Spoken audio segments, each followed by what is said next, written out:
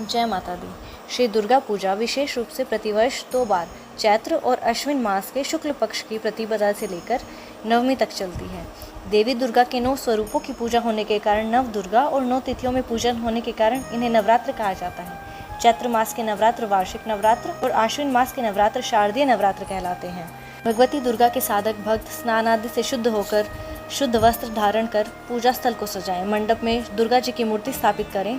मूर्ति के दाईं ओर कलश की स्थापना करनी चाहिए और कलश के सामने मिट्टी और बालू रेत मिलाकर जौ बोने चाहिए। मंडप के पूर्व कोण में दीपक की स्थापना करें। पूजन में सबसे पहले गणेश जी की पूजा करें। उसके तत्पश्चात सभी देवी देवताओं की पूजा करें। उसके पश्चात जगदम्बा का पूजन करें। पहला दिन माँ शैलपुत्री को समर्पित होता है। माँ दुर्गा का पहला स्वरूप शैलपुत्री का है। पर्वतराज हिमालय के यहाँ पुत्री के रूप में उत्पन्न होने के कारण उनको शैलपुत्री कहा गया। यह वृषभ पर आरूढ़ दाहिने हाथ में त्रिशूल और बाएं हाथ में कमल पुष्प धारण किए हुए हैं। नव दुर्गा में प्रथम दुर्गा है। नवरात्र पूजन में पहले दिन इन्हीं की पूजा होती है। प्रथम दिन की पूजा में योगीजन अपने मन को मूलाधार चक्र में स्थित करते हैं। यहीं से उनकी योग साधना शुरू होती है। कथा। मार्कंडेय जी बोले, पितामह, जो इस संसार में परम गुप्त और मनुष्यों की सब प्रकार से रक्षा करने वाला है, जो अब तक आपने किसी अन्य के सामने प्रकट नहीं किया हो, ऐसा कोई साधन मुझे बताइए। माँ जी बोले, ब्राह्मण, ऐसा साधन तो केवल एक देवी का कवच ही है, जो गुप्त से भी परम गुप्त, पवित्र और संपूर्ण प्राणियों का उपकार करने वाला है। महामुने, उसे सुनो। देवी की 9 मूर्तियां हैं जिन्हें नव दुर्गा कहते हैं। उनके पृथक पृथक नाम बतलाए जाते हैं। प्रथम नाम शैलपुत्री है। दूसरी मूर्ति का नाम ब्रह्मचारिणी है। तीसरी स्वरूप चंद्रघंटा के नाम से प्रसिद्ध है। चौथी मूर्ति को कुष्मांडा कहते हैं।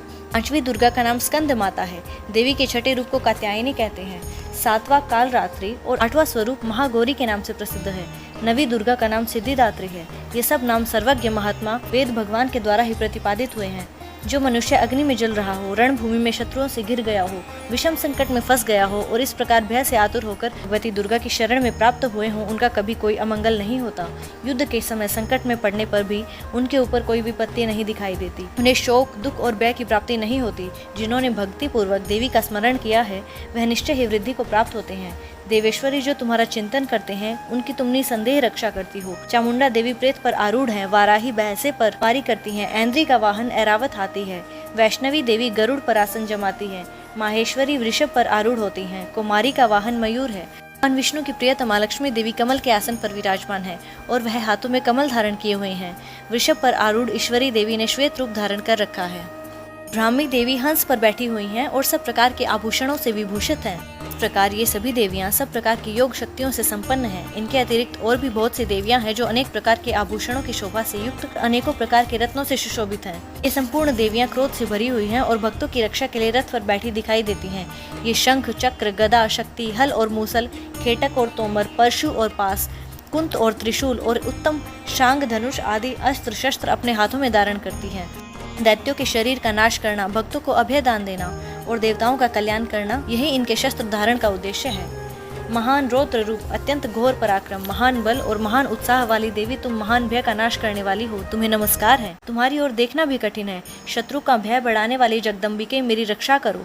पूर्व दिशा में ऐन्द्री मेरी रक्षा करें। अग्नि कोण में अग्निशक्ति, दक्षिण कोण में वाराही और नैत्रित्य कोण में खड़ग धारिणी मेरी रक्षा करें। पश्चिम दिशा में वारुणी, वायव्य कोण में मृग पर सवारी करने वाली देवी मेरी रक्षा करें। उत्तर दिशा में कुमारी और ईशान कोण में शूलधारिणी देवी मेरी रक्षा करें। ब्रह्माणी, तुम ऊपर की ओर से मेरी रक्षा करो और वैष्णवी देवी नीचे की ओर से मेरी रक्षा करें। और इसी प्रकार शव को अपना वाहन बनाने वाली चामुंडा देवी 10 दिशाओं से मेरी रक्षा करें। जया आगे से और विजया पीछे की ओर से मेरी रक्षा करें। वाम भाग में अजिता और दक्षिण भाग में अपराजिता मेरी रक्षा करें। उद्योतिनी शिखा की रक्षा करें। उमा मेरे मस्तक पर विराजमान होकर रक्षा करें। ललाट में चक्रधारी मालाधारी रक्षा करें। और यशस्विनी देवी मेरी बोहों की संरक्षण व्यवस्था करें। बोहों के मध्य भाग में त्रिनेत्रा और नथुनों की यम घंटा देवी रक्षा करें। कालिका देवी कपोलों की और भगवती शांकरी कानों की मूल भाग की रक्षा करें। नासिका में सुगंधा और ऊपर के ओष्ठ में चर्चिका देवी रक्षा करें। नीचे के ओष्ठ में अमृत कला और जिह्वा में सरस्वती देवी रक्षा करें। कुमारी दांतों की चंडिका कंठ प्रदेश की रक्षा करें। चित्र घंटा गले की घाटी और महामाया तालु में रहकर रक्षा करें। कामाक्षी चिबुक ठोड़ी की और सर्वमंगला मेरी वाणी की रक्षा करें। भद्रकाली ग्रीवा में और धनुर्धरी मेरुदंड में रहकर रक्षा करें। कंठ के बाहरी भाग में नीलग्रीवा और कंठ की नली में नलकूबरी रक्षा करें। दोनों कंधों में खड़गनी और मेरे दोनों भुजाओं की वज्रधारिणी रक्षा करें। दोनों हाथों की दंडिनी और अंगुलियों की अंबिका रक्षा करें। शूलेश्वरी नखों की रक्षा करें। कुलेश्वरी कुक्षी पेट में रहकर रक्षा करें। महादेवी दोनों स्तनों की और शोक विनाशिनी देवी मन की रक्षा करें। ललिता देवी हृदय में और शूलधारिणी उदर में रहकर रक्षा करें।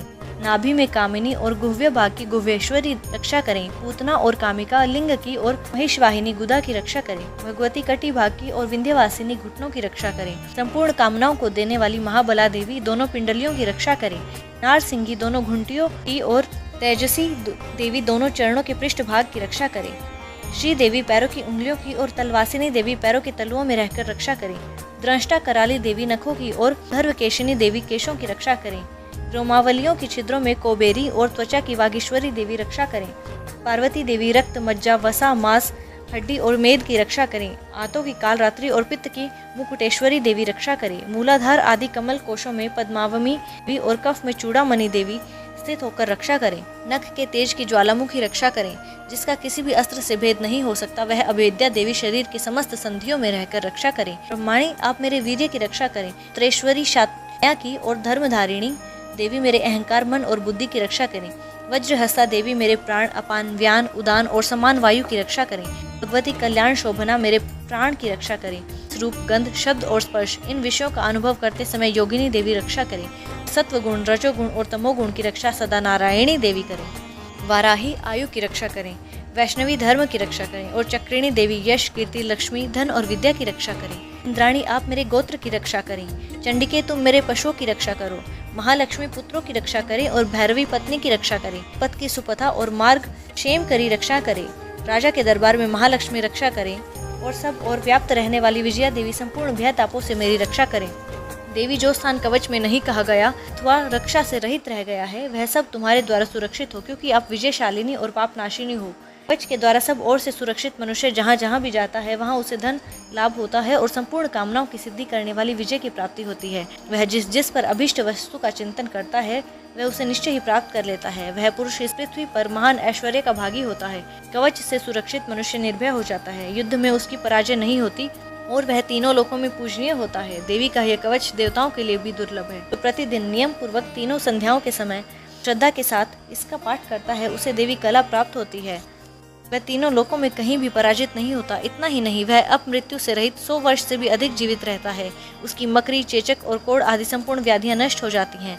कनेर, भांग, अफीम, धतूरे आदि का स्थावर विष, सांप और बिच्छू आदि के काटने से चढ़ा हुआ जंगम विष तथा अहिफेन और तेल के संयोग आदि से बनने वाला कृत्रिम विष, ये सभी प्रकार के विष दूर हो जाते हैं। का कोई असर नहीं होता है। इस पृथ्वी पर मारण, मोहन आदि जितने भी अभिचारक तांत्रिक प्रयोग होते हैं और इस प्रकार के जितने मंत्र यंत्र होते हैं, वे सब इस कवच को हृदय में धारण कर लेने पर उस मनुष्य को देखते ही नष्ट हो जाते हैं।